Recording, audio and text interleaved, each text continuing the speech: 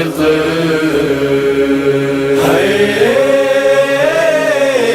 مولا صادق مسموم جنازہ چائے ایک واری فرج آل ابا مسموم جنازہ چائے ایک واری فرج آل ابا مولا صادق نو دے کیز ہے امت بڑا ظلم کمایا مسموم جنازہ چایا ایک باری فرج آل ابا مسموم جنازہ چایا ایک باری فرج آل ابا محمد وآل محمد صلوات اللہم صلی علی محمد وآل محمد. مومن کرام شب شہادت امام جعفر صادق علیہ السلام اس شب کی مناسبت سے مرثیے کے چند بند پیش کرنے کی سعادت حاصل کر رہا ہوں. فاتحہ. یسرم میں آج حشر کا سامان دیکھیے یسرم میں آج حشر کا سامان دیکھیے قبر رسول پاک کو ویران دیکھیے جانے علی کو زہر سے بے جان دیکھیے گرتا ہوا کمال کا ایوان دیکھیے گرتا ہوا کمال کا ایوان دیکھیے ٹکڑے جو قلب جعفر صادق ہوا ہے آج پھر پارا پارا مصحف ناطق ہوا ہے آج پھر پارا پارا مصحف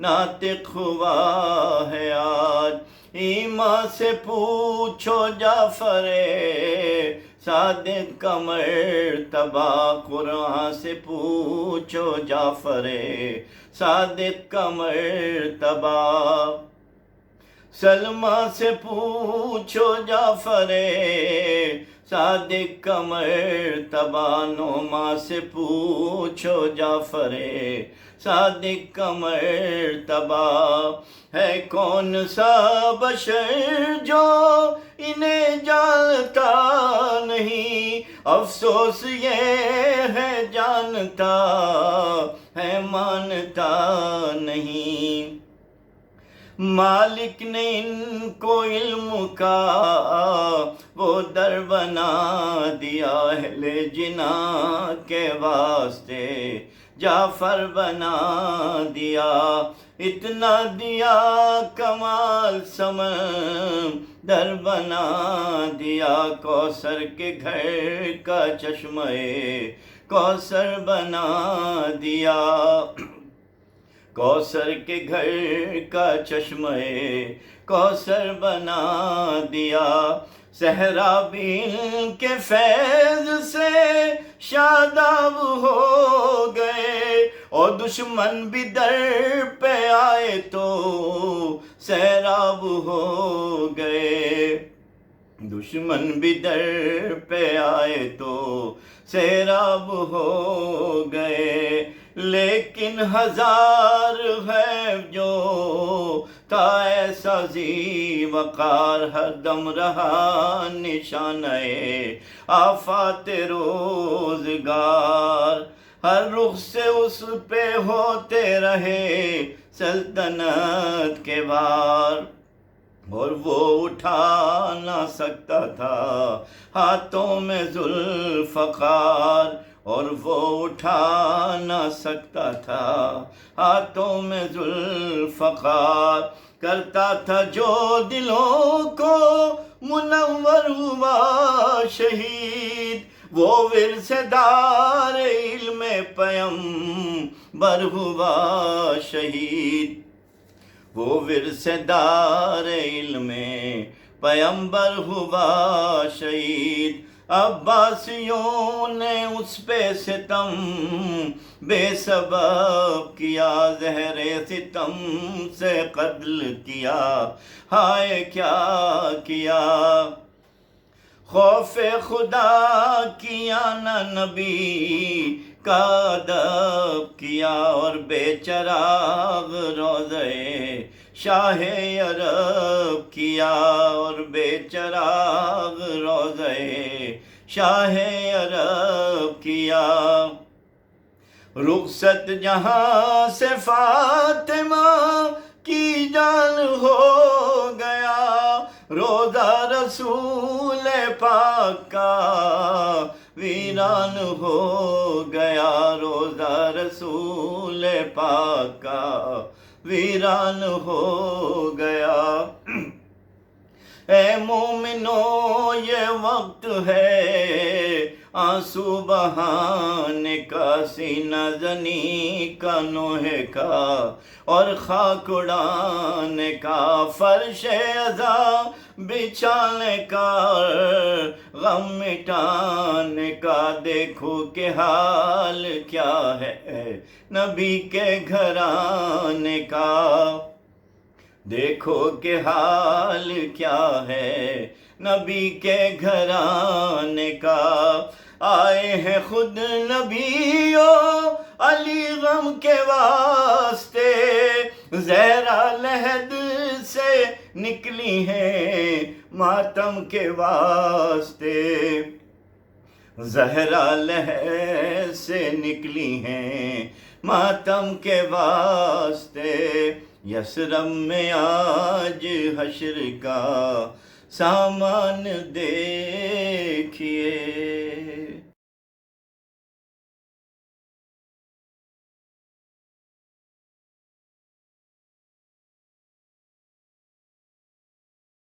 کے بارے میں یہ کہا جاتا ہے کہ ان لوگوں میں سے ایک ہے کہ جنہیں پیغمبر نے آزاد کیا تھا۔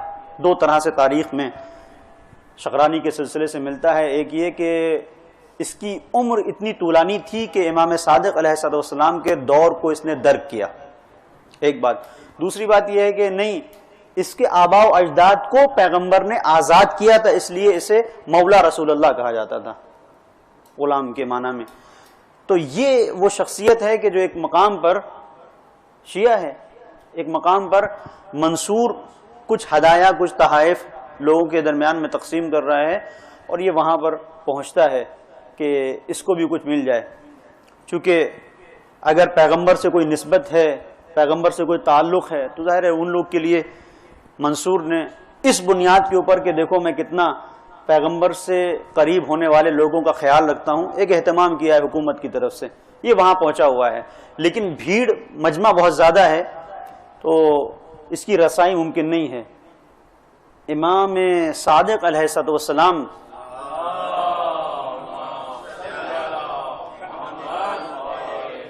کا وہاں سے گزر ہوتا ہے، اور اب اس کی حقیقت کا مجھے علم نہیں ہے، لیکن یہ تاریخ میں یہ بات ملتی ہے کہ اتفاق یہ ہے کہ نشے کی حالت میں تھا۔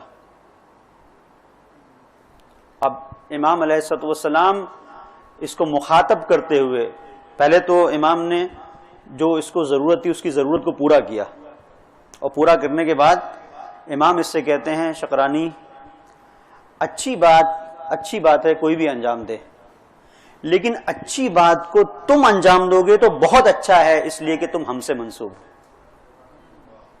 بری بات ہے کوئی بھی انجام دے، لیکن بری بات کو تم انجام دو گے تو بہت بری ہے چونکہ ہم سے منسوب ہو۔ تو آپ اس رخ کو دیکھیں کہ امام علیہ السلام نے ہم سے مطالبہ کیا کیا ہے، ہم سے چاہا کیا ہے کہ جو یہ بری چیز ہے وہ سب کے لیے بری ہے، برائی، جھوٹ اگر برا ہے تو برا ہے، غیبت اگر بری ہے تو بری ہے، چوری اگر بری ہے تو بری، یہ سب وہ چیزیں ہیں جو برائیاں ہیں۔ لیکن ایک برائی عام طور پر برائی ہے، لیکن اگر ہمارا چاہنے والا اسے انجام دیتا ہے تو یہ بہت برا ہے۔ لہذا کونوا لنا زینا، ہمارے لیے باعث زینت بنو، ولا تکونوا علینا شہینا، ہمارے لیے باعث رسوائی نہ بنو، باعث ذلت نہ بنو۔ اب آج کی اس مجلس میں انشاءاللہ دو تین ان چیزوں کو بیان کرنے کی کوشش کریں گے جن کا مطالبہ امام نے ہم سے کیا ہے۔ آج امام کی شہادت کی تاریخ ہے، شہادت کی شب ہے، ہم امام کی خدمت میں حاضر ہوئے ہیں، اس فرش عزا پر حاضر ہوئے ہیں کہ اس فرش عزا کو ہم تک پہنچانے میں بھی امام علیہ السلام کا کردار ہے، کہ جہاں پہ ہم بیٹھے ہوئے ہیں یوں ہی آسانی سے یہ سب ہم تک نہیں پہنچ گیا، اس کے لیے قربانیاں دی گئی ہیں۔ اور آپ دیکھیں کہ جتنا بھی اساس دین کی بنیادیں، جو کچھ دین کے اندر ہے وہ ہم تک پہنچا ہے تو امام صادق علیہ السلام کی کوششوں کے ذریعے سے ہم تک پہنچا ہے۔ اور اس کے سلسلے سے کل میں نے ایک بات عرض کی تھی کہ ہم جس مقام پر بیٹھے ہوئے ہیں صادق آل محمد کا تذکرہ کر رہے ہیں، اور وہ اگر آپ کے پیش نظر ہے کہ امام علیہ السلام نے فرمایا تھا کہ وہ نظر بیکار ہے کہ جس میں عبرت نہ ہو، وہ فکر بیکار ہے جس میں خاموشی نہ ہو، وہ کلام بیکار ہے جس میں ذکر نہ ہو۔ اب ہم یہاں پر بیٹھ کر جب تذکرہ کر رہے ہیں صادق آل محمد کا، تو جو تذکرہ ہو رہا ہے کلام وہ ہے جس کلام میں ذکر صادق آل محمد ہے۔ آپ جو سن رہے ہیں خاموشی کے ساتھ، اس خاموشی کے ساتھ فکر ہے، اور جس کا تذکرہ ہو رہا ہے عبرت کے طور پر آپ دیکھیں امام صادق علیہ السلام کا تذکرہ عبرت کے ہم نے معنی کیے تھے، یعنی آئینے کی صورت۔ ہم امام علیہ السلام کی زندگی کو آئینہ بنا کے دیکھ رہے ہیں، اس کے آئینے میں اپنے نقائص کو ہم دیکھ رہے ہیں، اپنی خامیوں کو دیکھ رہے ہیں کہ امام علیہ السلام کہاں پر ہیں اور ہم کہاں پر ہیں۔ اور یہ اس اعتبار سے بہت اہم ہے کہ امام علیہ السلام نے فرمایا کہ کسی مقام پر، کسی جگہ پر ہمارا تذکرہ نہیں ہوتا، اگر دو لوگ ہوں، توجہ کیجئے گا، اگر دو لوگ ہوں اور ہمارا تذکرہ کر رہے ہوں تو ہمارا تذکرہ نہیں ہوتا ہے مگر ان دو کے ساتھ تیسرے ملائک ہوتے ہیں، مگر ان دو کے ساتھ تیسرے ملائک ہوتے ہیں۔ تو آپ یہ نہ دیکھیں کہ یہاں پہ مثلا مختصر سے لوگ ہیں، بہت سارے افراد یہاں پر ہیں جو ہمیں نظر نہیں آ رہے ہیں۔ اب یہ ایک منزل ہوتی ہے عزیزوں، ایک منزل ہوتی ہے جس طریقے سے، توجہ کیجئے گا، جس طریقے سے پروردگار نے انسان کو بصارت دی ہے، ویسے ہی پروردگار نے جیسے ظاہری آنکھوں کو رکھا ہے کہ ہم ظاہری آنکھوں سے دیکھتے ہیں، اسی طریقے سے پروردگار نے دل کی آنکھیں رکھی ہیں۔ کچھ چیزیں وہ ہوتی ہیں کہ جو دل کی آنکھ جب کھل جاتی ہے تو انسان دیکھتا ہے، دل کی آنکھ جب کھل جاتی ہے۔ آپ نے سنا ہوگا شیخ رجب علی خیاط کا، ظاہراً 1964 میں یہ شخصیت ہے، اور کیسے دل کی آنکھ کھلی کہ یہ ایک عارف ہیں، ان کے آپ جب مطالعہ کریں گے تو بہت سارے ان کے کرامات ہیں۔ اب دیکھیں دل کی آنکھ کہاں کھلتی ہے؟ دل کی آنکھ وہاں کھلتی ہے جہاں انسان اپنے آپ کو اپنے امام کی مرضی کا تابع بنا دیتا ہے، اپنی خواہشوں کو کچل دیتا ہے اور یہ دیکھتا ہے کہ امام آپ ہم سے کیا چاہتے ہیں۔ توجہ کیجئے گا، تو شیخ رجب علی خیاط کے ساتھ میں ان کی زندگی نامے میں ملتا ہے کہ ایک خاتون تھی کہ جو ایک طرح سے مائل ہو گئی ان کی طرف اور گناہ پر آمادہ کر رہی ہے۔ شیخ رجب علی خیاط اس سے جان چھڑاتے ہیں، لیکن بہرحال کئی بار اس نے جال ڈالا اور کئی بار انہیں پھنسانے کی کوشش کی، لیکن یہ ہر بار انہوں نے اس کے جال کو توڑ دیا اور اس کی گرفت میں نہیں آئے گناہ میں ملوث ہونے کے لیے۔ ایک بار ایسا ہوا کہ اس نے اپنے کسی کام سے ان کو بلایا گھر میں اور دروازے کو بند کر دیا۔ اب یہ گھر میں ہیں اور بہرحال گناہ کی فضا فراہم ہو گئی۔ ایسی منزل پر، توجہ کیجئے گا، ایسی منزل پر اگر کوئی اپنے وجود کے اندر یہ بات اتار لیتا ہے کہ مجھے اپنے امام کے لیے باعث زینت بننا ہے تو دنیا کی زینتوں میں اپنے آپ کو آلودہ نہیں کرتا۔ یہ وہ مقام ہے کہ جہاں پر وہ ہیں، اور شیخ رجب علی خیاط اور جوانی، ظاہر ہے کہ جوانی کے اندر فوران ہے جذبات کا، تمایلات، خواہشات، لیکن اس کے باوجود شیخ رجب علی خیاط اکیلے ہیں اور یہ خاتون ہے اور گناہ کے لیے آمادہ ہے۔ ایسی منزل پر ایک مرتبہ ان کو خیال آیا کہ یہ چھوٹی سی لذت مجھے حاصل ہو جائے گی، لیکن اس لذت کے حاصل ہو جانے کے بعد یہ جو گناہ کی ندامت ہے یہ میرے ساتھ پوری زندگی رہے گی۔ جو ندامت ہے عزیزوں، ہوتا یہ ہے کہ جب انسان کا دل مردہ نہیں ہوتا، ایک منزل وہ ہے کہ جب دل مردہ ہو جائے، دل مر جائے. جب دل مر جاتا ہے تو انسان نادم بھی نہیں ہوتا. لیکن آپ ان لوگوں کو دیکھیں, آپ خود اپنی زندگی میں محسوس کر سکتے ہیں کہ بعض ایسے گناہ ہیں جب ہم انجام دیتے ہیں تو ندامت ہمارا ساتھ چھوڑتی ہی نہیں ہے. اور عرفا کے پاس بعض ایسے افراد آتے ہیں, کہتے ہیں کہ آقا یہ بتائیے ہم کیا کریں, بار بار ایک گناہ ہے, بار بار ہمارے ضمیر کی آواز ہمیں سونے نہیں دیتی. تو عرفا نے کہا کہ بہت اچھی چیز ہے یہ اچھی چیز ہے, بری چیز نہیں, اچھی چیز ہے. کم سے کم تمہارا ضمیر ابھی جاگ رہا ہے. اس دن سے ڈرو کہ جہاں پر ضمیر ملامت کرنا چھوڑ دے. اور اسی لیے بعض علماء نے اس چیز کو نقل کیا ہے کہ انسان کی زندگی میں سب سے بڑی عدالت انسان کا اپنا ضمیر ہے, کہ جہاں عدالت سچتی ہے تو ضمیر جج ہوتا ہے, ضمیر ہی وکیل ہوتا ہے, ضمیر ہی انصاف کرتا ہے, ضمیر ہی فیصلہ سناتا ہے. جہاں پہ گواہوں کی ضرورت نہیں ہوتی, ضمیر خود گواہی دیتا ہے. تو جب ایسی منزل آ جاتی ہے کہ انسان کا ضمیر بیدار ہو تو ضمیر خود فیصلہ کرتا ہے. اور یہ وہ جگہ ہے کہ جہاں پر انسان نادم ہوتا ہے تو ندامت ساتھ نہیں چھوڑتی. اب انہوں نے دیکھا کہ اگر یہ میں گناہ انجام دے دوں تو دے سکتا ہوں, گناہ انجام دے سکتا ہوں.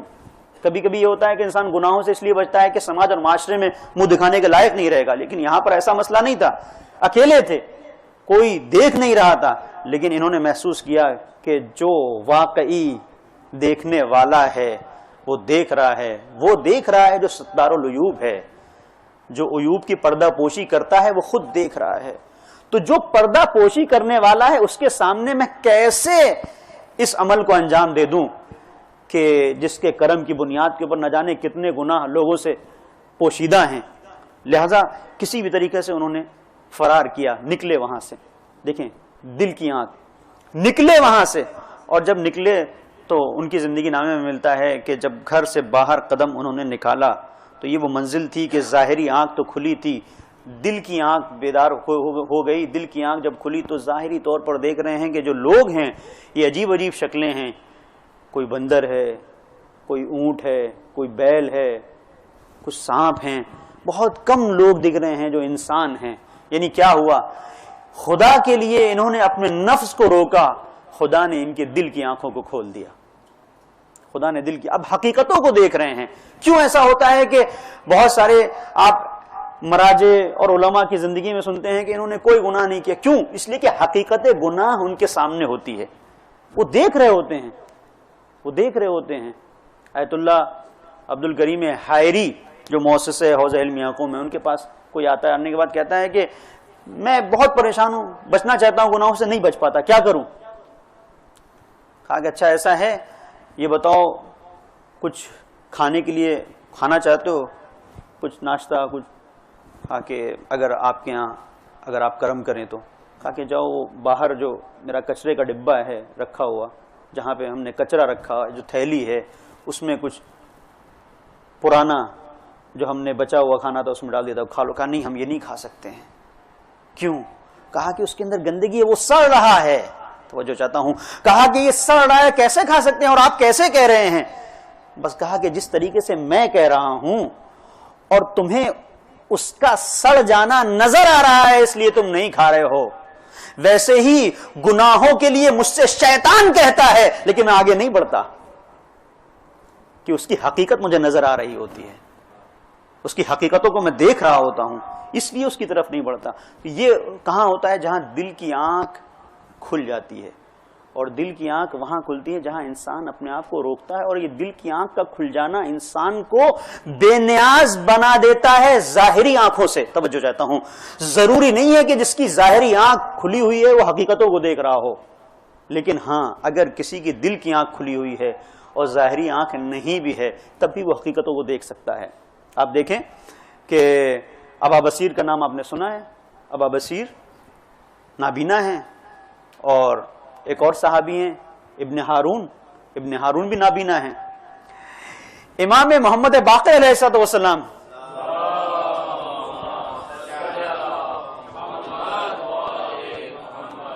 ذرا محسوس کیجیے گا, امام محمد باقر علیہ السلام, جب میں نے یہ واقعہ پڑھا تھا واقعا مجھے لطف آیا.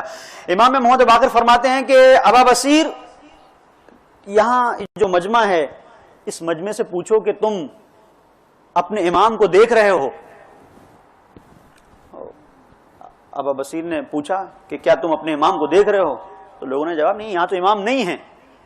ایک مرتبہ ابا بصیر مخاطب ہوئے ابن ہارون سے جو نابینا ہیں، ایک نابینا دوسرے نابینا سے کہتا ہے تم امام کو دیکھ رہے ہو؟ ابو ہارون جواب دیتے ہیں کیسے میں نہیں دیکھوں اپنے امام کو؟ کیف لا ارا وہو نور ساطع، جبکہ اس کا نور ساطع ہو رہا ہے، کیسے نہ دیکھوں اپنے امام کو؟ اب تعجب کا مقام تو یہ ہے کہ جو پوچھ رہا ہے وہ بھی نابینا ہے، جس سے پوچھ رہا ہے وہ بھی نابینا ہے۔ یعنی بتانا یہ چاہتا ہے پروردگار اگر دل کی آنکھ کھل جاتی ہے تو انسان کو ضرورت نہیں ہوتی کہ ظاہری آنکھوں سے سامنے امام کو دیکھے۔ اگر دل کی آنکھ کھلی ہوتی ہے، لوگ نہیں دیکھ رہے ہوتے ہیں لیکن دل کی آنکھ سے انسان اپنے حجت خدا کو دیکھ رہا ہوتا ہے۔ صلوات پڑھ دے محمد اور آل محمد پر۔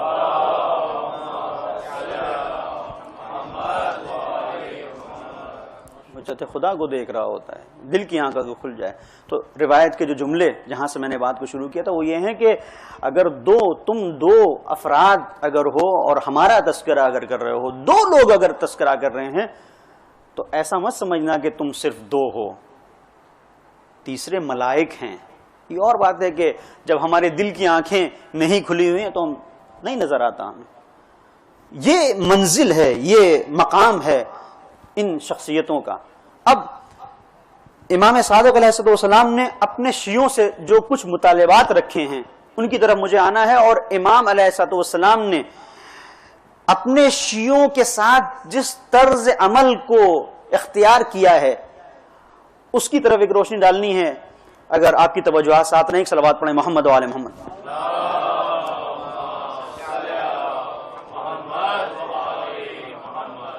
دیکھیں پہلے تو اس مسئلے کو آپ دیکھ لیں کہ امام علیہ السلام خود امام وقت جو حجت خدا ہے وہ کائنات سے بے نیاز ہوتی ہے۔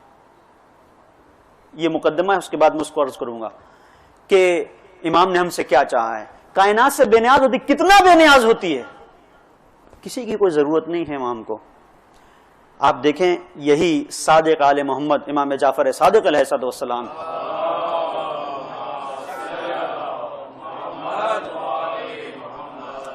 منصور خط لکھتا ہے، تاریخ میں منصور خط لکھتا ہے، بلاتا ہے مولا تشریف لائیے، ایک خط لکھا، دو خط لکھے تھے، وہ جواب ہی نہیں ہے۔ پھر مولا جواب کیوں نہیں دیتے؟ مولا نے اب جواب دیا کہ آپ میرے بلانے پہ کیوں نہیں آئے؟ میں چاہتا ہوں کہ آپ آئیے میرے ساتھ ہم نشین ہوں، بیٹھیں۔ امام علیہ السلام کی بے نیازی، امام فرماتے ہیں کہ اگر کوئی کسی کے پاس جاتا ہے تو یا تو اس لیے جاتا ہے کہ اسے کچھ ملنے کی توقع ہوتی ہے، کچھ ملنے کی توقع ہوتی ہے کہ اس کے پاس جائیں گے تو یہ مل جائے گا۔ ایک منسٹر کے پاس، ایک بڑے انسان کے پاس، ایک بڑے کاروباری کے ساتھ، ایک بڑے بزنس مین کے پاس انسان اس لیے جاتا ہے، تعلقات بناتا ہے، بہانے ڈھونڈتا ہے کہ اس کے پاس جائیں گے تو کچھ مل جائے گا۔ کچھ نہیں ملے گا، اعتبار مل جائے گا کہ فلاں سے مل کے آ رہے ہیں۔ تو امام علیہ السلام کہتے ہیں کہ جو لوگ کسی کے پاس جاتے ہیں تو دو وجہوں سے جاتے ہیں، یا انہیں کچھ مل جانے کی توقع ہوتی ہے، تمنا ہوتی ہے کہ کچھ مل جائے گا، تو منصور مجھے کچھ چاہیے نہیں، میں کیوں آؤں تیرے پاس۔ یا پھر کوئی کسی کے پاس اس لیے جاتا ہے کہ اس کو چھن جانے کا ڈر رہتا ہے کہ خدا نخواستہ اگر اس سے بنا کے نہیں رہا تو کچھ چھن جائے گا، کچھ یہ لے لے گا، کچھ جھپٹ لے گا۔ امام فرماتے ہیں نہ تو مجھے کچھ چاہیے تجھ سے، نہ کسی چیز کی مجھے ضرورت ہے کہ وہ ضرورت تجھ تک لے کے آئے، اور نہ مجھے اس بات کا خوف ہے کہ کچھ تو چھین سکتا ہے۔ ہمارے پاس جو کچھ ہے وہ چھین نہیں سکتا، چھین سکتا ہے تو مال چھین سکتا ہے، ہمارے پاس جو صداقت ہے تو اسے نہیں چھین سکتا، ہمارے پاس جو علم ہے تو اسے نہیں چھین سکتا، ہمارے پاس جو تقویٰ ہے تو نہیں چھین سکتا۔ تو نہ تو ہم سے کچھ لے سکتا ہے نہ ہمیں کچھ دے سکتا ہے، ہم کاہے کے لیے تیرے پاس آئیں؟ اس کے بعد منصور کہتا ہے کہ نہیں، اس لیے آپ آئیے کہ مجھے واعظ و نصیحت کر دیں، کچھ باتیں، کچھ چند باتیں مجھے بتا دیں خوف خدا، کہ دیکھ تیرے پاس جو لوگ آتے ہیں وہ ہوتے ہیں چاپلوس، وہ اس لیے نہیں آتے کہ تجھے کچھ سمجھا رہے ہوں یا واعظ کر رہے ہوں یا نصیحت کر رہے ہوں، وہ آتے ہیں تیری چاپلوسی کرنے کے لیے، تملق کرنے کے لیے، یہ تجھے سراہتے ہیں اس لیے کہ ان کے ذہن میں ہوتا ہے کہ اس طرح سے تجھ سے قریب ہو جائیں گے. اور دوسری بات یہ ہے کہ جو لوگ آتے ہیں اس لیے آتے ہیں اور میں ایسا کر نہیں سکتا، ایک بات. اور دوسری بات یہ ہے کہ واعظ و نصیحت اسے کی جاتی ہے کہ جس کے اندر صلاحیت ہو قبول کرنے کی، جس کے اندر صلاحیت ہو قبول کرنے کی. تیرے اندر میں کوئی ایسی صلاحیت نہیں دیکھتا، تیرے اندر میں ایسی کوئی صلاحیت نہیں دیکھتا. عزیزو، اگر توجہ چاہتا ہوں اب یہاں سے اس منزل پر کہ منصور کتنا بڑا حاکم ہے، ایک پوری سلطنت کا حاکم ہے، اس سے ہر ایک انسان ڈر رہا ہے، ایک بڑا امپائر ہے، اس سے ہر انسان خائف ہے کہ کہیں پر یہ ابرو کا اشارہ کر دے، ایک اشارہ کر دے تو دوسروں کی زندگی ادھر سے ادھر ہو جائے الٹ پلٹ ہو کے رہ جائے. لیکن اس کے جواب میں بغیر کسی خوف کے، بغیر کسی شک کے اللہ کے اوپر اتنا بھروسہ ہے کہ امام کہتے ہیں کہ تجھ سے کوئی توقع نہیں، تیرے اندر کوئی صلاحیت نہیں. یہ صرف اس دور کی بات نہیں ہے. اگر ہم نے دیکھا ہے اسی دنیا میں کہ اگر کچھ لوگ ایسے ہیں کہ جنہوں نے امام کے لیے اپنے آپ کو زینت بنانے کی کوششیں کی ہیں تو اس منزل پر پہنچے ہیں کہ ابھی حالیہ آپ نے دیکھا کہ ایک ملک کا وزیر اعظم آتا ہے اور آنے کے بعد کہتا ہے کہ دنیا کی سپر پاور طاقت آپ سے، اس کا جو صدر جمہوریہ ہے، ملاقات کرنا چاہتا ہے، بات کرنا چاہتا ہے، گفتگو کرنا چاہتا ہے. تو آپ اس غلام کی صداقت کو امام صادق علیہ السلام کے اس کردار سے ملائیں کہ جہاں منصور پوری سلطنت کا حاکم ہے، لیکن امام نے واضح لفظوں میں جواب دیا کہ جو بندگان خدا ہوتے ہیں انہیں حکومت سے کوئی سروکار نہیں ہوتا، انہیں مادیت سے کوئی سروکار نہیں ہوتا. لہذا اس غلام امام جعفر صادق نے وہی جواب دیا جو اس کے امام نے جواب دیا تھا کہ تیرے اندر صلاحیت نہیں ہے. یہاں پر انہوں نے فرمایا کہ تو جس کا پیغام لے کے آیا ہے اس کے اندر میں صلاحیت نہیں پاتا کہ اس سے کچھ مخاطب ہوں. صلوات پڑھ دیں محمد اور آل محمد پر.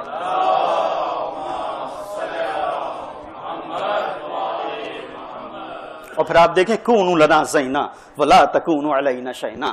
اب دنیا دیکھ رہی ہے کہ جس سے ملاقات کے لیے لوگ، اب دیکھیں کہ ہمارے یہاں بہرحال پارلیمنٹ میں ہندوستان میں مختلف تقاریریں ہوتی ہیں، اس میں ایک شخصیت نے بڑے اچھے انداز میں ہندوستان کے وزیر اعظم کو کہا تھا کہ آپ تو فلاں صدر سے ایسے مل رہے تھے جیسے عید اور بقرعید دونوں مل لیں گے، گلے ایسے لگے تھے کہ گلے پڑ گئے تھے، وہ چھوڑ ہی نہیں رہے تھے. جہاں یہ معاملات ہوں وہاں پر اس طرح سے انداز یہ صرف وہیں مل سکتا ہے کہ جہاں انسان در اہل بیت پر آ کر اپنے سر کو خم کر دے. اس لیے کہ ہم نے دیکھا ہے کہ اس در پہ آ کے جو سر خم ہو جاتا ہے پروردگار اس سر کو بلند کر دیتا ہے. صلوات پڑھ دے محمد اور آل محمد پر.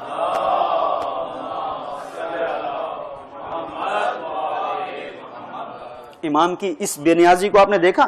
یہ جتنا بے نیاز کہ منصور خط لکھتا ہے، بلاتا ہے، لیکن امام کہتے ہیں مجھے کوئی لینا دینا تو اس سے نہیں ہے. یہی امام اپنے شیعوں کے لیے کیسا ہے. عزیزو، مسئلہ یہ ہے کہ ہم کبھی اس رخ سے دیکھتے ہیں کہ ہم محبت کرتے ہیں، ہم چاہتے ہیں، ہم کبھی نہیں دیکھتے کہ ہمارا امام ہم سے کتنی محبت کرتا ہے، امام کتنا چاہتا ہے. اور بس 2-3 میں نمونے اسی کے پیش کروں گا، وہاں سے ہم احساس کریں گے کہ یہ جو شخصیتیں ہیں یہ کیا ہیں جن سے ہم وابستہ ہیں، کیا ہیں یہ شخصیتیں.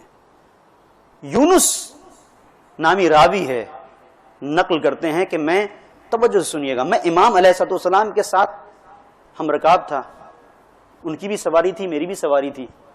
ظاہری روایت یہ بتاتی ہے کہ گویا امام علیہ السلام کا یا گھوڑا اچھا نہیں تھا جو تیزی کے ساتھ چل سکے، یا یہ کہ امام علیہ السلام گھوڑے پر سوار نہیں تھے، ناکے پر سوار تھے اور گھوڑا تیز چل رہا تھا، ناکا آہستہ چل رہا تھا، یا کوئی اور سواری ہوگی. کہتے ہیں کہ ہم ساتھ ساتھ چل رہے تھے کہ ایک مرتبہ صادق آل محمد نے کہا، یونس میرے گھر پر ہماری اہل بیت میں سے ایک شخص آ رہا ہے، مجھے پہنچنے میں وقت لگے گا، جاؤ اس کا استقبال کرو. توجہ کیجئے گا، جاؤ اس کا استقبال کرو. یونس کہتے ہیں مولا کا حکم ہوا، فوراً میں نے گھوڑے کو تیزی کے ساتھ دوڑایا، گھوڑے کو دوڑاتا ہوا گھر پہنچا. گھر پہنچنے کے بعد انتظار کرنے لگا، یہاں تک کہ ایک شخصیت نمودار ہوئی آئی. تو میں نے دیکھا کہ مولا نے کہا تھا میرے اہل بیت میں سے، اور باقاعدہ مولا کے جملے تھے منا اہل البیت، اور یہ شخص، یہ تو وضع قطع سے، انداز سے، کہیں سے، یہ اہل بیت سے تعلق تو نہیں رکھتا اس کا. امام کے گھرانے سے تو اس کا کوئی تعلق نہیں لگتا. تو میں نے آگے بڑھ کے پوچھا آپ کہاں سے آئے ہیں؟ کہا کہ میں قم سے آیا ہوں. عیسیٰ ابن عبداللہ قم سے امام کی زیارت کے لیے آنے والا شیعہ، اور امام کہہ رہے ہیں کہ جاؤ یونس اس کا استقبال کرو، وہ ہمارے اہل بیت میں سے ہے. محسوس کیجئے گا، یعنی اپنی منزلت کو ہم پہچانیں، اپنے مرتبے کو سمجھیں کہ امام کے نزدیک ہمارا مرتبہ کیا ہے. اگر ہم شیعہ ہیں، اگر ہم اہل بیت کے چاہنے والے ہیں، تو صرف یہ بات نہیں ہے. اگر ہم اپنے آپ کو واقعی برائیوں سے دور کرتے ہیں، گناہوں سے، آلودگیوں سے اپنے آپ کو بچاتے ہیں، تو امام یہ کہتے ہیں کہ تم ہم میں سے ہو، جبکہ کوئی خونی تعلق نہیں ہے، کوئی سببی نسبی کوئی رشتہ نہیں ہے. تو یونس کہتے ہیں کہ امام کا چونکہ حکم تھا، لہٰذا میں نے استقبال تو مکمل طور پر جیسا کرنا چاہیے تھا ویسا ہی کیا، استقبال ویسا ہی کیا، لیکن میرے ذہن میں ایک فکر تھی کہ آخر یہ کیا معاملہ ہے، یہ تو کوئی اہل بیت سے متعلق فرد نہیں ہے. میں یہ سوچ رہا تھا کہ امام آئے، امام نے مسکرا کے مجھے دیکھا اور مسکرا کے کہا یونس یہی سوچ رہے ہو نا کہ یہ شخص تو قم کا رہنے والا ہے. یونس جو شخص اپنے کردار کو ہمارے کردار سے قریب کر لیتا ہے وہ بندشوں کو توڑ کے ہمارے اہل بیت میں داخل ہو جاتا ہے. کردار کو قریب کر لیا اس منزل پر. اور صرف یہ بات نہیں ہے، پھر امام علیہ السلام کا ایک عجیب انداز ہے اپنے ان چاہنے والوں کے لیے کہ جو اپنے کردار کو سنوارتے ہیں. ابن ابی یافور امام علیہ السلام کا صحابی، ایسا صحابی کہ جب امام اظہار محبت کرتے ہیں، اور دیکھیں روایات کس طرح سے بیان کرتی ہیں. کہتی ہیں کہ روایت میں جملے ہیں روایت کے کہ آسمان کے نیچے مجھے ابن ابی یافور سے زیادہ محبوب کوئی نہیں ہے. ابن ابی یافور سے زیادہ. اور یہ شخصیت خود کیسی ہے؟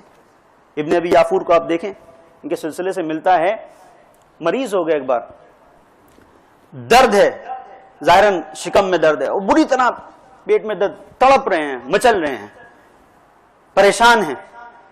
طبیب کے پاس گئے، طبیب نے نسخہ تجویز کیا اور اس نسخے کے ساتھ یہ ہے کہ کچھ شراب کے قطرے اگر یہ پی لیں گے. بہرحال آج بھی اس طرح سے ہوتا ہے کہ سن کر دینے کے لیے، وقتی طور پر ایک آرام پہنچانے کے لیے مختلف دوائیں دی جاتی ہیں، پین کلر. اسی انداز سے طبیب نے، اس وقت کے طبیب نے نسخہ تجویز کیا. امام کی خدمت میں حاضر ہوئے، ابی یافور یہ شراب حرام ہے. کہ مولا ہاں شراب حرام ہے، لیکن میرے شکم میں اتنا درد تھا، طبیب نے میرے لیے تجویز کیا تھا اور میں پینا نہیں چاہ رہا تھا، اس کے قطروں کو لینا نہیں چاہ رہا تھا، لیکن میرے گھر والوں نے اتنا اصرار کیا. میں اپنے مفہوم کو پیش کر رہا ہوں جو اس روایت کا مفہوم ہے، عین روایت نہیں، کہ اتنا اصرار کیا، بہن نے، بھائی نے، ماں نے، سب نے مل کے اتنا اصرار کیا. میں نے کہا کہ اور درد بھی بہت زیادہ تھا، لہذا کہا نہیں، اللہ نے کسی حرام شے کے اندر شفا نہیں رکھی ہے. اب یہ ابن ابی یافور جس نے امام کا یہ قول سن لیا، گھر آتا ہے، واپس آئے. عجیب منزل ہے. جب وہاں پہنچے تھے تو امام کی خدمت میں جب امام نے کہا کہ ابی یافور یہ حرام ہے، تو ابن ابی یافور نے کیا کہا، مولا ایک منزل پر جب بہت درد زیادہ تھا تو میرے گھر والوں نے اصرار کیا اور میں نے پی لیا اور مجھے شفا بھی مل گئی. امام کہتے ہیں نہیں، یہ شفا نہیں ہے، یہ شیطان کا وسواس ہے. کبھی کبھی شیطان اس طرح سے وسوسہ ڈالتا ہے. حرام کے اندر پروردگار نے شفا نہیں رکھی ہے. اب ابن ابی یافور کو معلوم ہو گیا کہ اس کے مطلب اس کا یہ ہے کہ اب اس کے اندر شفا نہیں ہے، چاہے دنیا کہتی رہے اب اس کے اندر شفا ہے. گھر پہ آئے، پھر درد ہوا، بڑے بے چینی کے عالم میں تڑپ رہے ہیں، مچل رہے ہیں. گھر والے پھر لے کے آ گئے کہ یہ دوا کھا لو اور یہ جو نسخہ دیا تھا اس سے پہلے تمہیں شفا ہو گئی تھی. اب ابن ابی یافور کے جملے سنیں جو ایک شیعہ ہونے کی حیثیت سے ہیں. ابن ابی یافور کہتا ہے کہ میں مر جاؤں گا، میرا تم سر قلم کر لو گوارا ہے، لیکن میں ان نجس قطروں کو اپنے منہ کے اندر نہیں لے کے جاؤں گا، اس لیے کہ میرے امام نے کہہ دیا ہے کہ حرام چیز کے اندر شفا نہیں ہے. تڑپ رہے ہیں، مچل رہے ہیں، لیکن نہیں. تو اس وقت تو انسان ایسا ہی ہوتا ہے نا کہ وقتی طور پر جس چیز کی طلب ہو رہی ہے انسان فوراً اسے انجام دیتا ہے، بعد میں سوچیں گے. لیکن یہ ہے امام کا چاہنے والا، یہ ہے امام کا. اور ایسے ماننے والوں کے لیے پھر امام کہتے ہیں کہ زیر آسمان جب میں دیکھتا ہوں تو ابن ابی یافور کی طرح مجھے کوئی نظر نہیں آتا. اور صرف یہ منزل نہیں ہے. آپ نے سنا ہوگا زیاد بن سجاد، امام زین العابدین علیہ السلام کا لقب سجاد، لیکن کچھ ایسے چاہنے والے بھی ہیں کہ جنہوں نے اتنے سجدے کیے کہ ان کا نام سجاد ہو گیا. ان میں سے ایک زیاد بن سجاد ہیں، اور یہ وہ شخصیت ہے کہ جو دور رہتے ہیں، دور کسی جگہ پہ رہتے ہیں، مدینے آئے. اب دیکھیں امام کتنی محبت کرتے ہیں اپنے چاہنے والوں سے، کتنی محبت کرتے ہیں، کتنا چاہتے ہیں. کہتے ہیں کہ زیاد تم آ گئے، سفر سے آئے ہو، تھکے ہوئے ہوگے، میرا گھر حاضر ہے، گھر میں آ جاؤ. زیاد کو گھر میں لے کے گئے، زیاد کا استقبال کیا اور اپنے گھر کو زیاد کے لیے پیش کر دیا. زیاد کی مہمان نوازی میں مشغول ہیں، اپنے ایک چاہنے والے کی مہمان نوازی میں مشغول ہیں. اس کے بعد جب صبح ہوئی تو زیاد نے کہا ایک شب تھی، مولا کو میں نے زحمت دی. زیاد نکل گئے کہیں کسی کاروان سرا میں، کسی جگہ جہاں پر بھی، مسجد میں. بہرحال پتا کیا زیاد کہاں چلے گئے، کہا صبح ہوئی. بہرحال وہ چلے گئے. بلوایا، زیاد کتنے دن کے لیے آئے ہو؟ کہ مولا چند دن کے لیے آیا ہوں. پھر کہاں ہو؟ کہ میں نے ایک شب آپ کے یہاں گزاری، پھر میں نے مناسب نہیں سمجھا کہ آپ کو زحمت دوں، یہاں سے چلا گیا. نہیں زیاد، جتنے دن رہنا چاہتے ہو، یہ تمہارا امام راضی نہیں ہے اگر کسی اور جگہ جاؤ گے، میرا گھر حاضر ہے. اب اس کے بعد کی منزل ہے. اب یہاں سے ہم بھی دیکھ لیں کہ ہماری مہمان نوازی کیا ہوتی ہے، اور امام کو بھی دیکھ لیں. صرف اتنا نہیں ہے کہ جہاں ہم سوچتے ہیں کہ مہمان آ گیا تو اتنی جلدی رخصت ہو. اگر اس سے کوئی فائدہ پہنچ رہا ہے تو جتنا رک جائے، اور کوئی فائدہ اور یہ سب بات نہیں تو جتنی جلدی جائے. لیکن امام علیہ السلام کا انداز دیکھیں. امام کہتے ہیں کہ زیاد یہ بتاؤ کھانا کیا پسند کرتے ہو؟ کھانا کیا پسند کرتے ہو؟ امام پسند کا کھانا کہ نہیں مولا، نہیں بتاؤ. تمہارے مولا کو خوشی ہوگی اگر تمہارے لیے وہ کھانا تیار ہوگا جو تمہیں پسند ہے، وہ بتاؤ. امام اپنے چاہنے والے سے، اپنے شیعہ سے اس کی پسند پوچھ رہے ہیں. عزیزوں کتنا کردار کو بلند کیا ہے زیاد نے. ایک منزل وہ ہوتی ہے کہ جب ہم کچھ امام سے مانگتے ہیں، پوچھ رہے ہوتے ہیں، ایک منزل وہ ہے کہ اپنے کردار کو اتنا بلند کر لے کہ حجت خدا انسان سے پوچھے کہ تو کیا چاہتا ہے، تو کیا چاہتا ہے، تو بتا. اور عجیب ہے کہ امام علیہ السلام سے زیاد کہتے ہیں کہ مولا زحمت نہیں دینا چاہتا، مجھے دودھ پسند ہے، دودھ کے ساتھ روٹی کھاتا ہوں. اچھا، اب آپ دیکھیں اس کو تاریخ میں آتے ہیں، اپنے خادم کو بلاتے ہیں، جاؤ ایک گوسفند خرید کے لے کے آؤ، اس لیے کہ ہمارے یہاں جو گوسفندے ہیں ان کے یہاں دودھ نہیں ہے. اسی وقت امام پیسے نکال کر اپنے خادم کو دیتے ہیں، اس لیے کہ میرے گھر آنے والے میرے شیعہ کو گوسفند کا دودھ پسند ہے.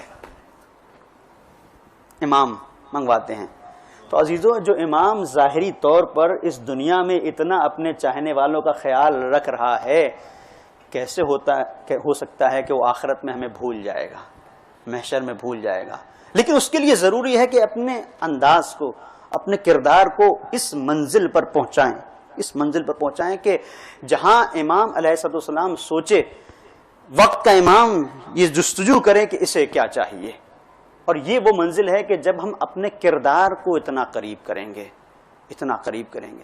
یہ امام علیہ السلام جو اپنے شیعوں کے لیے اس انداز سے تڑپ رہے ہیں، مچل رہے ہیں. آپ دیکھیں کہ تاریخ میں آپ کو ملے گا کہ جہاں امام علیہ السلام اپنے شیعوں کی فکر میں رہتے ہیں، وہیں یہ بھی ہے کہ رات کی تاریکی میں تمام تر درسگاہ کی مصروفیتوں کے باوجود جہاں 4000 آپ کے شاگرد ہیں، روز کوئی نہ کوئی مسئلہ پوچھ رہا ہے، کچھ پوچھ رہا ہے کہ مولا اس کا جواب کیا ہوگا، اس کا جواب کیا ہوگا.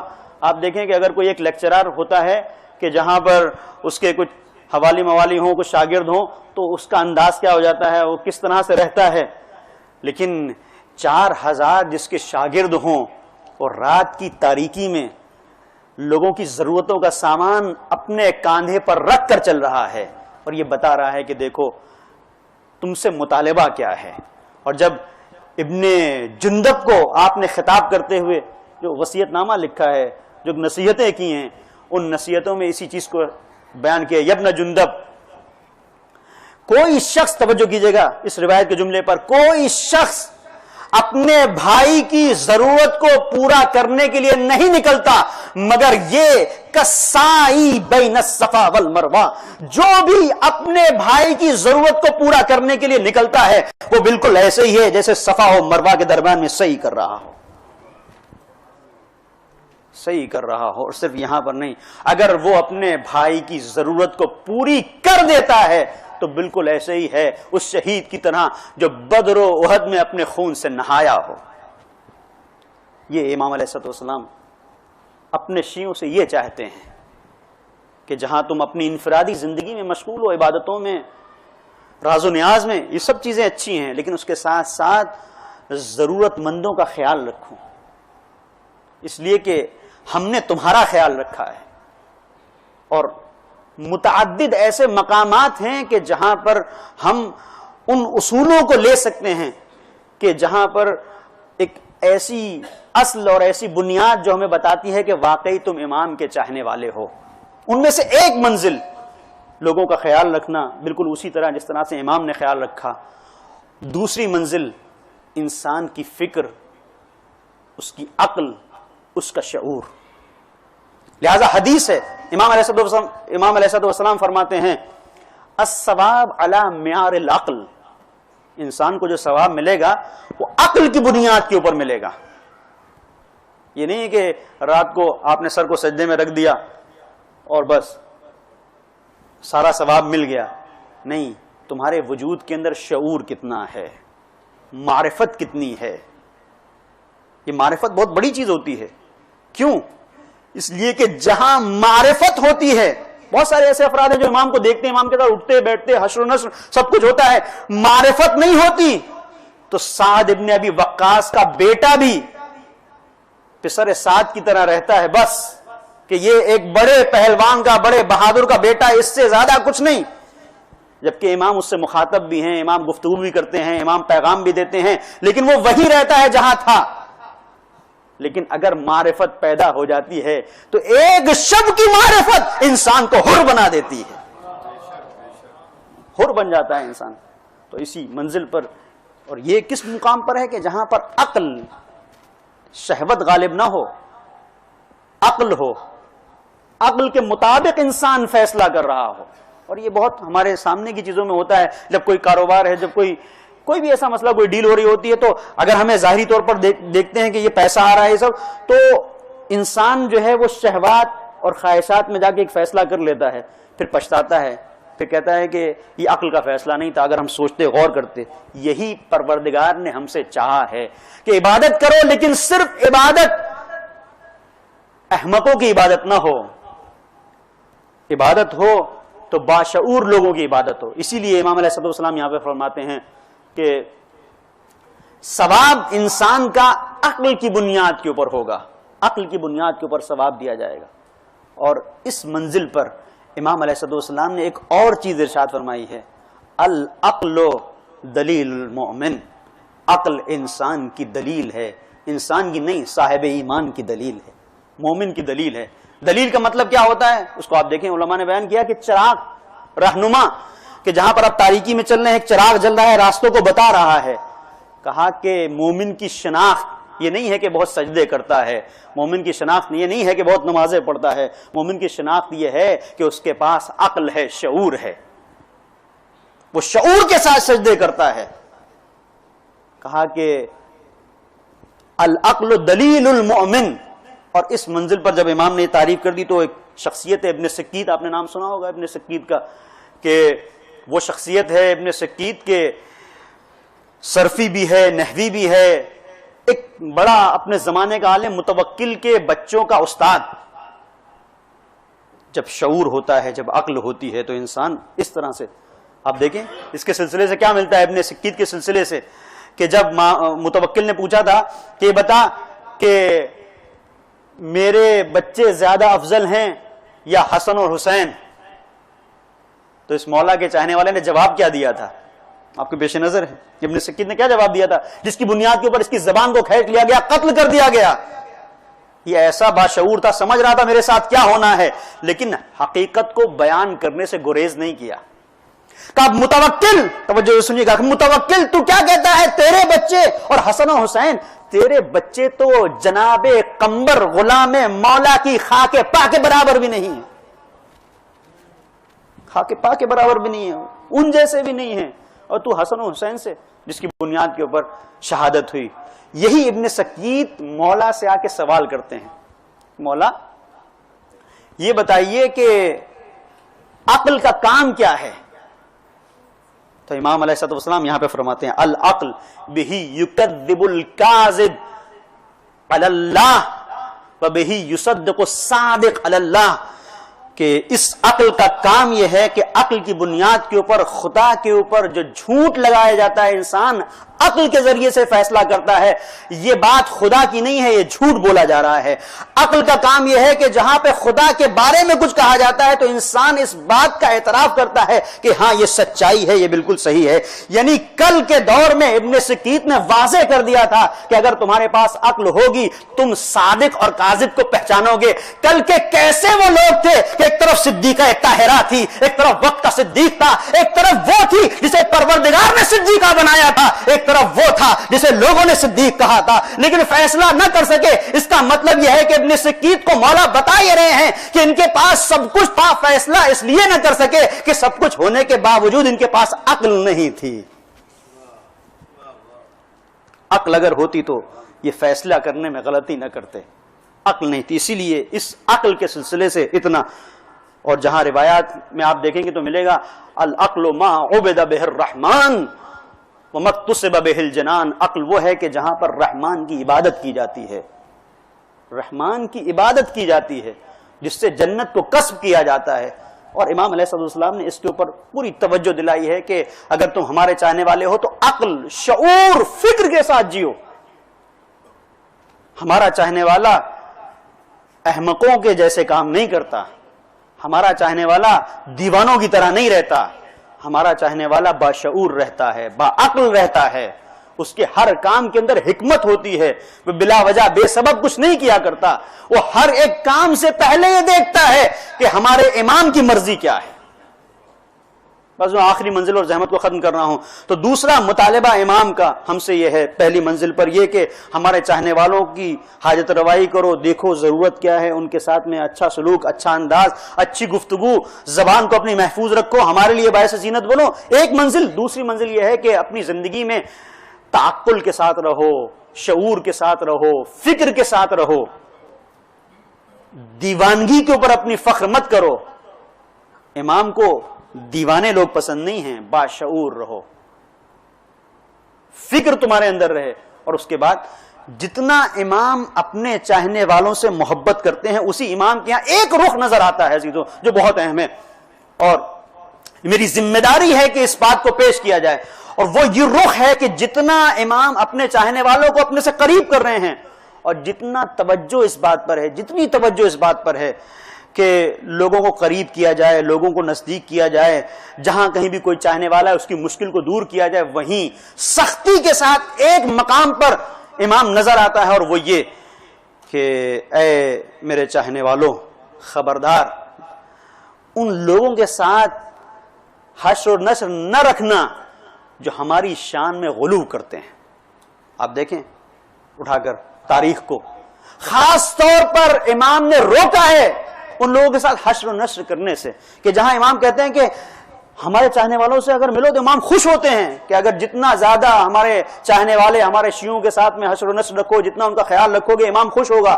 لیکن وہیں پر امام علیہ السلام نے ایک محاذ بنایا ہے کہ نہیں، چاہنے والوں کا دائرہ اور ہے، اور جو وہ افراد ہیں جو غلو کرتے ہیں سختی کے ساتھ، اس لیے کہ امام نے قربانیاں دے کر توحید کو بچایا ہے۔ جس نے خون جگر پیا ہے اور توحید کو بچایا ہے، وہ برداشت نہیں کر سکتا کہ توحید کے پرخچے اڑا دیے جائیں، اس کو برداشت نہیں ہوگا۔ یہ ٹھیک ہے کہ آج کا زمانہ کسی اور سمت میں جا رہا ہے، لیکن ہمیں اس بات کی طرف توجہ رکھنی ہے کہ امام نے ہم سے کیا چاہا ہے، کونوا لنا زینا ولا تکونوا علینا شینا. اگر تم ہمیں خدا سے قریب، خدا سے نزدیک جتنا کرتے چلے جاؤ، قرب الہی کی بات کرو، بندگی کی بات کرو، یہی ہمارا وقار ہے، اسی کے اندر ہماری فضیلتیں ہیں، سب کچھ ہمارا اسی بنیاد کے اوپر ہے کہ ہم بندے خدا ہیں، لیکن ہمیں الوہیت کے مقام تک نہ پہنچاؤ. اور امام نے سختی کے ساتھ منع کیا. ان لوگوں کے ساتھ حشر و نشر، اٹھنا بیٹھنا تک امام گوارا نہیں کرتے ہیں وہ افراد کہ جو غلو کرتے ہیں. تو ظاہر ہے کہ اب یہاں پر کیا ہمیں سوچنے کا یہ مقام نہیں ہے کہ کل اگر غلو تھا تو آج ختم ہو گیا کیا؟ جس غلو کے لیے کل امام نے منع کیا ہے، جب امام خود تھے امام معصوم، تو آج تو عصر غیبت ہے.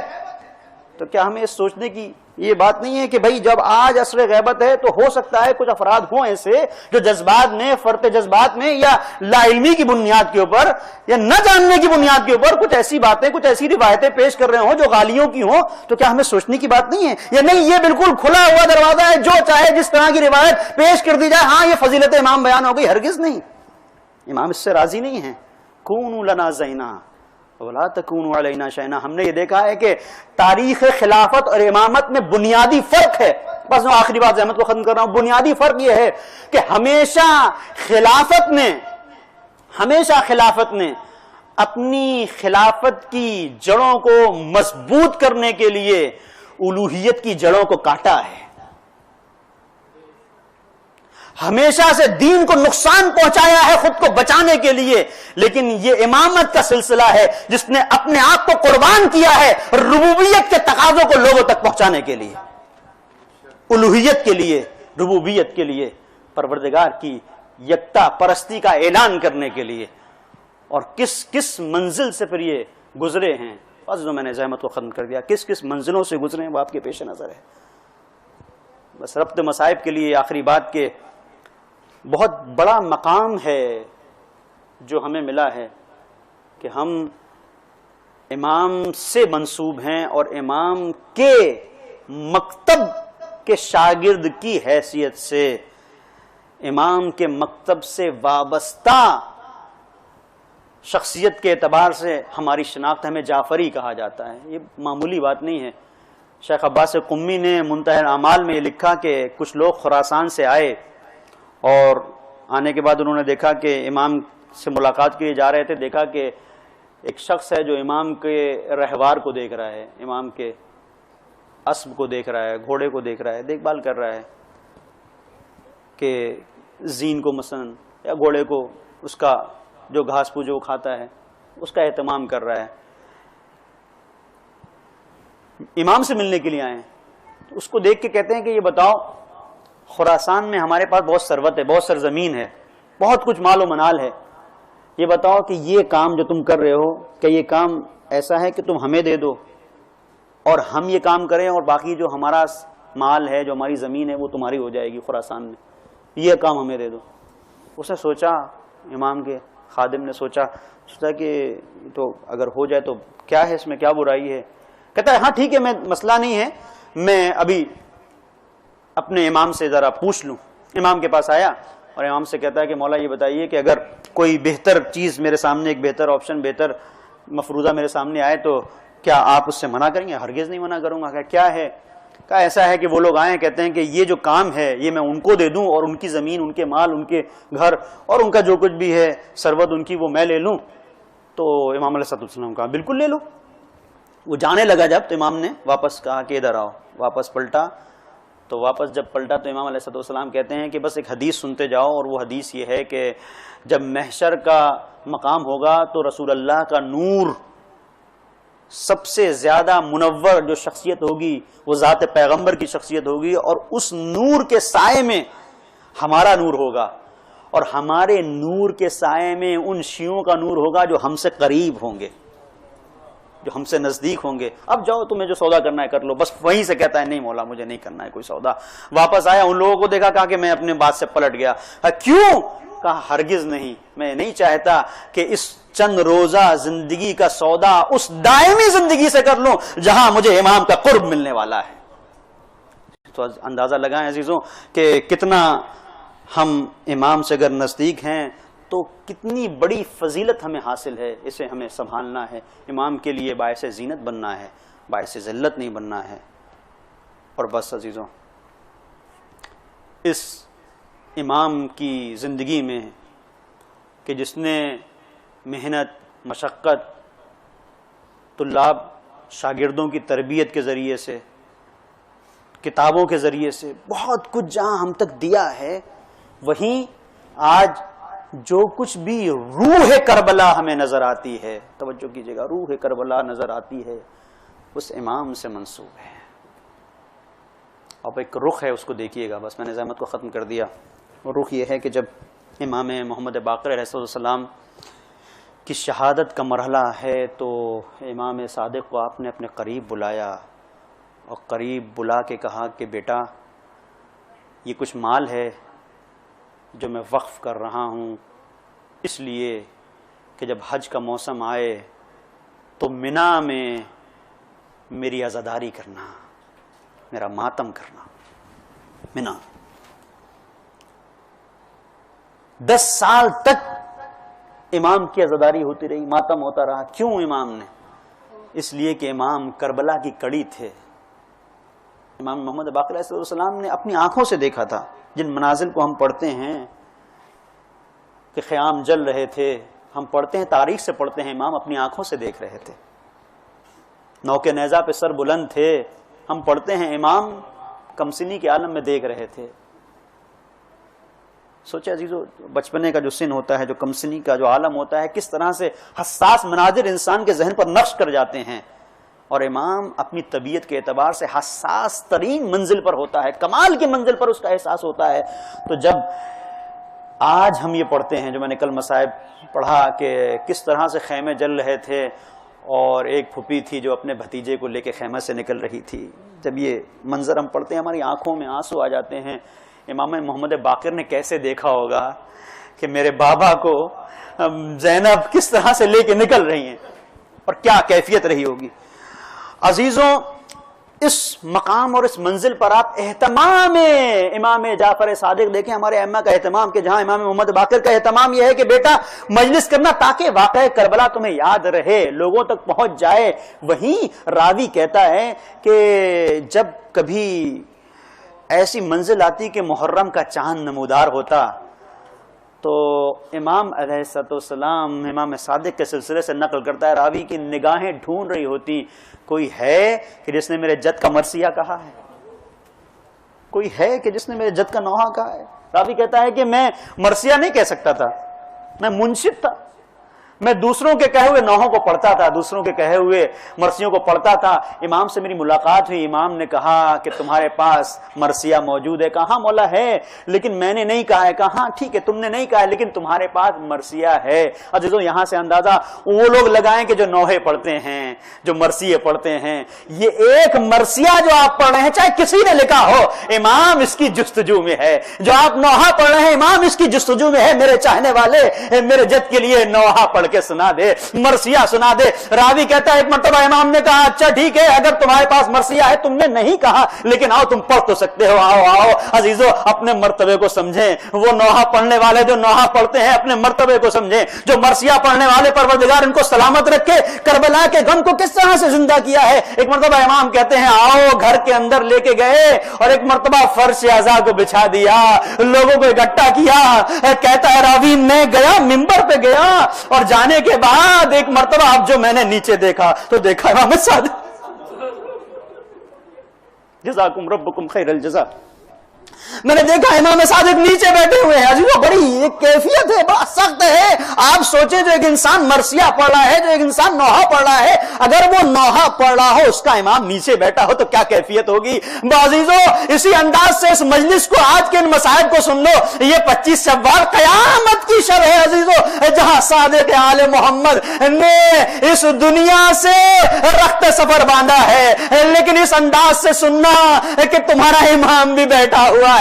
مجھے نہیں معلوم کہ کتنے ائمہ طاہرین ہیں جو اپنے اس امام کی مصائب کو, ان کے اوپر پڑنے والی مصیبتوں کو سننے کے لیے تیار ہے. بعضیزو راوی کہتا ہے میں ممبر پہ گیا, میں نے دیکھا کہ امام بیٹھے ہوئے تھے, مرثیوں کو میں نے شروع کرنا چاہا, ایک مرتبہ امام نے روک دیا, خادموں کو بلایا, کہا کہ برابر میں مستورات ہے, پردہ کھینچ دیا جائے, پردہ کھینچ دیا جائے. میں رک گیا اور اس کے بعد میں نے مصائب کا سلسلہ شروع کیا. جب امام کا اشارہ ہوا میں نے مصائب کا تذکرہ کیا, امام کے اوپر گریہ طاری ہوا. اب مجھے نہیں معلوم کہ کون کون سے مصائب پڑھ رہے ہیں کہ جہاں پر امام کو گریہ ہو رہا ہے, شاید کربلا میں ورود کو پڑھا ہوگا کہ ایک منزل وہ آئی تھی جب 2 محرم کو وارد کربلا ہوئے تھے, فرات کا پانی موجے مار رہا تھا, شاید امام کے سامنے فرات کے یہ موجے ہو کہ آج یہ موجے کس طرح سے ادھر سے ادھر, ارے آج یہ فرات کس طرح سے بہ رہی ہے. ایک منزل وہ آئے گی ایک امام وقت کا خون دل بہ رہا ہوگا, اور وہ منزل یہ ہوگی کہ فرات بہ رہی ہے لیکن ننھے بچے شیر خار کے ہونٹوں پر ارے خشکی ہے. شاید یہ مسائل بیان کر رہے تھے, گریہ طاری تھا. ایک مرتبہ راوی کہتا ہے کہ میں نے دیکھا کہ امام بہت تیز رو رہے ہیں, بہت تیز آواز میں گریہ کر رہے ہیں. میں نے اپنے مرثیے کو روک دیا. جملہ سنیے گا, راوی کہتا ہے کہ جیسے ہی میں نے مرثیوں کو روکا, امام نے اپنے چہرے کو اٹھایا جس سے آنسو جاری تھے, ایک مرتبہ میری طرف دیکھا, کہا نہیں بیان کرتا رہے, بیان کرتا رہے, بیان کرتا رہے. آپ کے پیش نظر ہے کہ کس طرح سے امام گریہ کرتے تھے, کس طرح سے کہ جہاں چاہنے والا بیٹھا ہے, ابا بصیر, ابا بصیر تم گریہ نہیں کرتے, مولا میرا پورا پورا رومال گیلا ہو گیا. نہیں ابا بصیر, جب میرے جد کا ماتم ہو, جب ان کے مصائب ہو تو ایسے گریہ کرو جیسے ہماری ماں فاطمہ واہ حسینہ واہ محمد آگے کراتی ہے. کربلا کے غم کو کس انداز سے ہمارے اس امام نے پیش کیا ہے. میں نے جو عرض کیا کہ روح کربلا ہم تک پہنچائی ہے. یہ جو زیارت وارثہ ہم پڑھتے ہیں, یہ زیارت وارثہ ہم آج پڑھتے ہیں, یہ امام کی تعلیم کی ہوئی زیارت ہے کہ جہاں ہم کہتے ہیں السلام علیکم یا وارث آدم صفوت اللہ. بازی جو آج آؤ اس طرح سے زیارت کرتے ہیں, السلام علیکم یا وارث آدم صفوت اللہ, السلام علیکم یا وارث نوح نبی اللہ. یہ امام کے جملے ہیں, امام صادق نے تعلیم کیا ہے. اور جہاں پر آپ نے جناب ابو الفضل عباس کی زیارت کو تعلیم دیا, السلام علیکم ایھا العبد المطیع للہ ولرسولہ, اس طرح سے یہ زیارت کے فکر ہے جو امام تعلیم دے رہے ہیں. جناب ہانی کی زیارت امام کی تعلیم کی ہوئی ہے, زیارت عاشورہ امام کی تعلیم کی ہوئی ہے. عزیزو, اس منزل کو آپ کیسے درک کریں گے, کس انداز سے امام جب وہاں پہنچے ہوں گے, جب پہلی زیارت کی ہوگی, نہ جانے کیسے کیسے کربلا کے واقعات سامنے ہوں گے کہ جہاں پہ آپ آواز دے رہے ہیں اے آدم کے وارث تجھ پر سلام, اے موسیٰ کے وارث تجھ پر سلام, اے عیسیٰ کے وارث تجھ پر سلام. اور نظروں میں وہ منزل ہوگی کہ جہاں آدم بھی ہیں, جہاں عیسیٰ بھی ہیں, جہاں ابراہیم بھی ہیں, اور حسین ایک عظیم ترین امتحان دینے کے لیے خاک کربلا پہ بیٹھا ہوا ہے. 2 زانو ہو کے حسین بیٹھے ہیں, آستینوں کو پلٹ دیا, ایک جوان لال ہے جو اڑیا رگڑ رہا ہے. اور اس کے ساتھ ساتھ عزیزو یہ تصور میں لے کے آئے اور امام کی زیارت کے جملے, ارے عزیزو کتنا آسان بنا دیا امام نے. ہمیں پتا بھی نہ ہوتا کہ ہم کربلا میں جب جاتے ہیں, بین الحرمین جب جاتے ہیں, کیسے اپنے آقا کو سلام کریں. جب ابو الفضل عباس کے حرم میں جائیں, زری نظر آتی ہے, کیسے مخاطب ہو. امام صادق نے, اے میرے شیعہ تجھے پریشان ہونے کی ضرورت نہیں ہے, اپنے جد کا سلام تیار ہے. ارے وہی زیارت لے کے پڑھ دینا اور کہنا مولا کہ کاش کربلا میں ہوتے تو اپنے آپ کو قربان کر دیتے. اور یہ جملہ سنیے گا, ایک آتا ہے چاہنے والا مولا, مولا سب سے زیادہ فضیلت اس کی ہے کہ تم زیارت حسین کے لیے جاؤ. اگر قرض لے کے جا سکتے ہو تو بھی جاؤ, لیکن مولا اگر دور ہیں تو کیا کریں, نہیں جا سکتے تو کیا کریں. ایک مرتبہ مولا نے کہا کہ اگر میرے جد کی زیارت کا اشتیاق ہے, جا نہیں سکتے اور جو مسافت مانے ہے تو اتنا کرو, اپنے گھر کی چھت پہ جاؤ اور جانے کے بعد کہو السلام علیکم یا ابا عبداللہ, مل کے کہیں السلام علیکم یا ابا عبداللہ,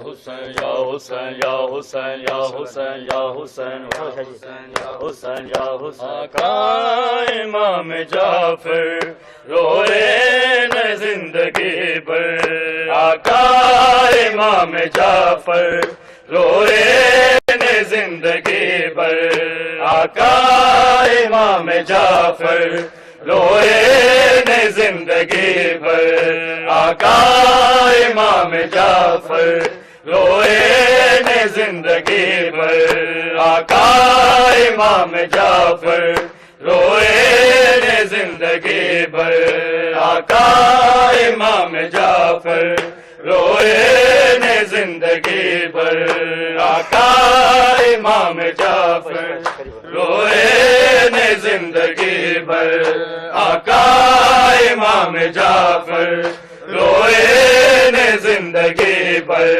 آقا امام جعفر روئے نہ زندگی پر آقا امام جعفر روئے نہ زندگی پر آقا امام جعفر روئے نہ زندگی پر آقا امام جعفر روئے نہ زندگی پر آقا امام جعفر روئے نہ زندگی پر آقا امام جعفر روئے نہ زندگی پر آقا امام جعفر روئے نہ زندگی پر کر یاد بازاراں وچ کر یاد بازاراں وچ جیوے ٹرن باکر آقا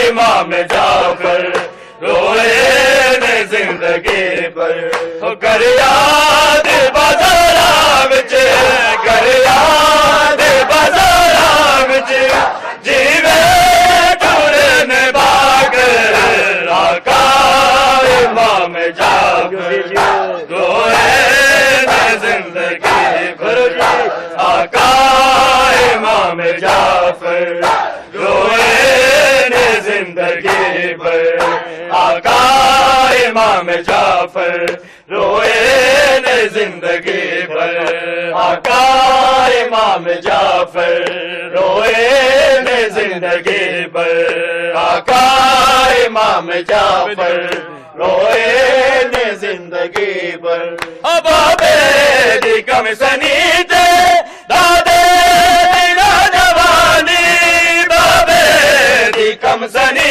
تے دادے دی نوجوانی دادے دی نوجوانی پیو پترا نو مکا گئے پیو پترا نو مکا گئے بازار دے سفر آقا امام جعفر روئے نہ زندگی پر آقا امام جعفر روئے نہ زندگی پر آقا امام جعفر روئے نہ زندگی پر آقا امام جعفر روئے نہ زندگی پر بابے دی کم سنی تے دادے دی نوجوانی بابے دی کم سنی تے دادے دی نوجوانی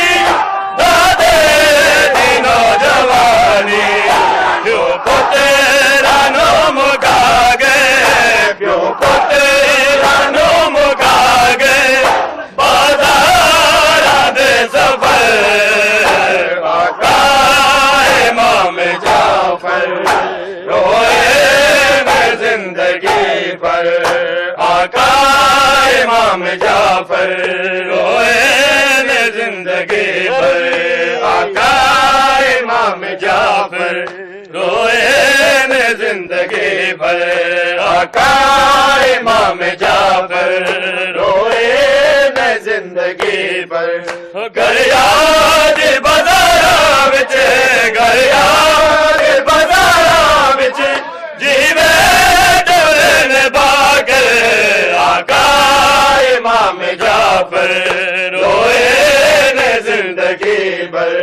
گر یاد بازار وچ گر یاد بازار وچ جیوے ٹورن باغ آقا امام جعفر روئے نے زندگی پر آقا امام جعفر روئے نے زندگی پر آقا امام جعفر روئے نے زندگی پر آقا امام جعفر روئے نے زندگی پر آقا امام جعفر روئے نے زندگی پر اثر نے گزارا جایا بازار وچ ڈرایا اثر نے گزارا جایا بازار وچ ڈرایا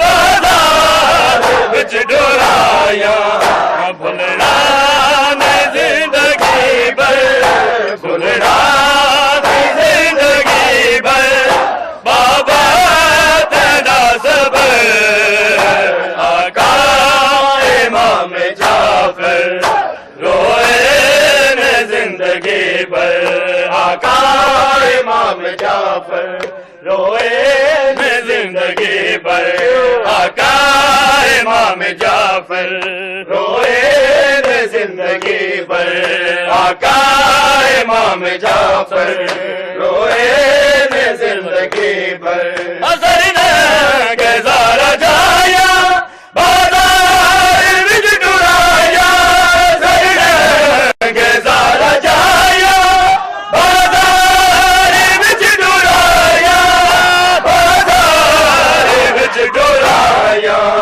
بھولنا نے زندگی پر بھولنا نے زندگی پر بابا تیرا صبر آقا امام جعفر روئے نے زندگی پر آقا امام جعفر روئے نے زندگی پر آقا امام جعفر روئے نے زندگی پر گر یاد بازار وچ گر یاد بازار وچ جیوے ٹورن باغ آقا امام جعفر روئے نے زندگی لبیک یا حسین لبیک یا حسین لبیک یا حسین لبیک یا حسین لبیک یا حسین اسلام دی بقائے گرانا حسین دا اسلام دی بقائے گرانا حسین دا اسلام دی بقائے گرانا حسین دا اسلام دی بقائے گرانا حسین دا اسلام دی بقائے گرانا حسین دا اسلام دی بقائے گرانا حسین دا اسلام دی بقائے گرانا حسین دا اسلام دی بقائے گرانا حسین دا اسلام دی بقائے گرانا حسین دا اسلام دی بقائے گرانا حسین دا اسلام دی بقائے گرانا حسین دا مصدا کے علیتائے مصدا کے علیتائے گرانا حسین دا اسلام دی بقائے گرانا حسین دا اسلام دی بقائے گرانا حسین دا اسلام دی بقائے گرانا حسین دا اسلام دی بقائے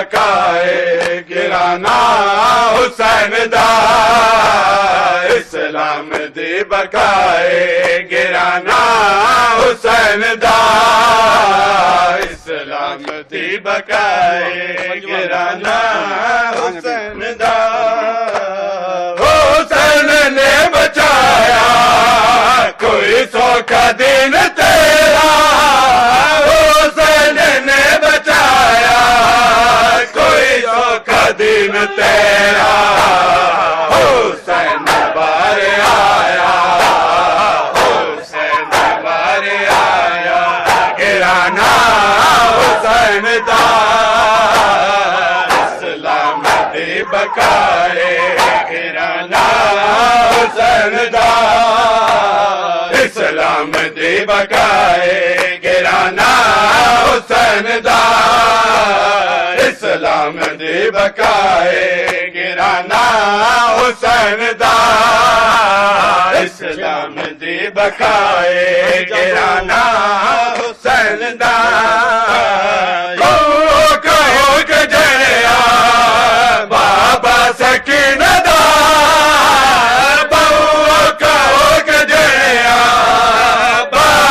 سکین دا نہیں بھولتا سلجھنا کو نہیں بھولتا سلجھنا کو لہانا حسین دا اسلام دی بقائے گرانا حسین دا